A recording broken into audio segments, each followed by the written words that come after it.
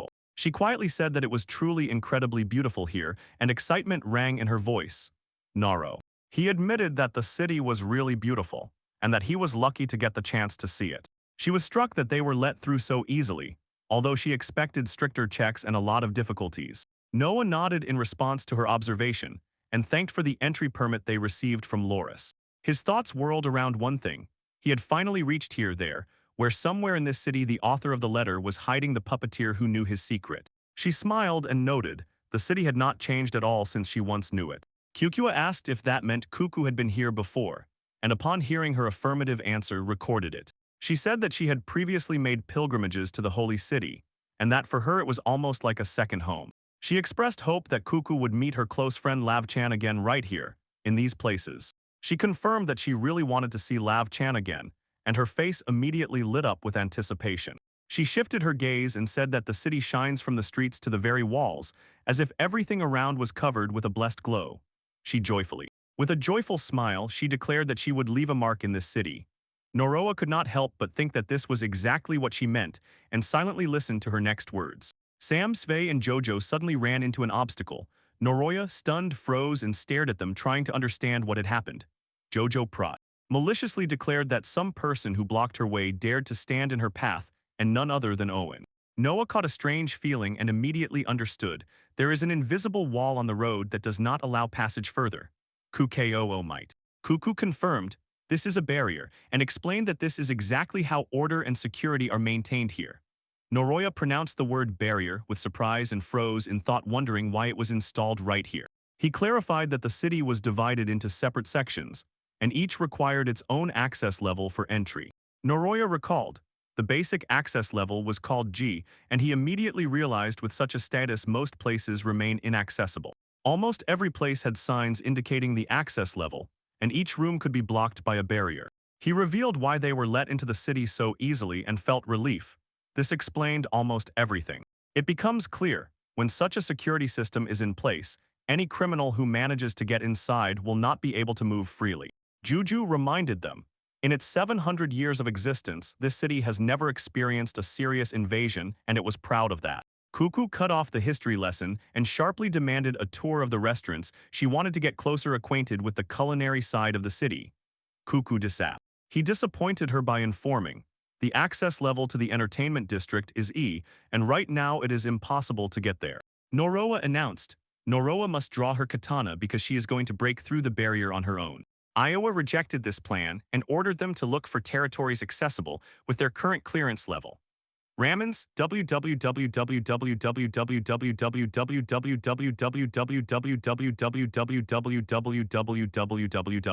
Sway supported this idea and suggested considering the first chapters that had open access. As soon as they moved forward, they were breathless from the huge castle rising above the city, and a wave of admiration suddenly covered them. She openly showed admiration for the view and quietly said that the castle made a very strong impression. He called this structure the Great Sacred Castle and explained that it was considered the highest fortress in the whole world and the heart of the city's power. Cuckoo said the Holy King himself lived in this magnificent fortress. Then he emphasized that the Holy King leads the Holy Kingdom of Sannin and heads the cult of the goddess. He was truly considered an exceptional figure, yet she honestly admitted she really does not know who he is. Naro T. He noticed that thoughts focused on the people who prayed with incredible fervor. He knew very little about matters of faith but still assumed this place can truly be considered sacred. Finally, a woman nearby spoke and said that they arrived just in time at the most opportune moment. Noroya was confused by her words and did not immediately understand what she was talking about. The woman said that after many years the Holy King finally showed his face. Cuckoo reacted with instant delight, and hearing such news could no longer hold back her emotions. He raised his hand up and ordered them to look at the balcony on the very top floor. Noroya raised her gaze but honestly said that nothing could be seen from there. The woman C. Kelvin calmly said that she did not hold a grudge against him for those words, saying it was his first time. She clarified, the Holy King should not be looked at with the eyes, he must be felt with the heart. People. The handrails immediately noticed Noroya and decided this was his first visit to the holy place. They began to insistently invite him to learn to pray as if that was the most important thing right now.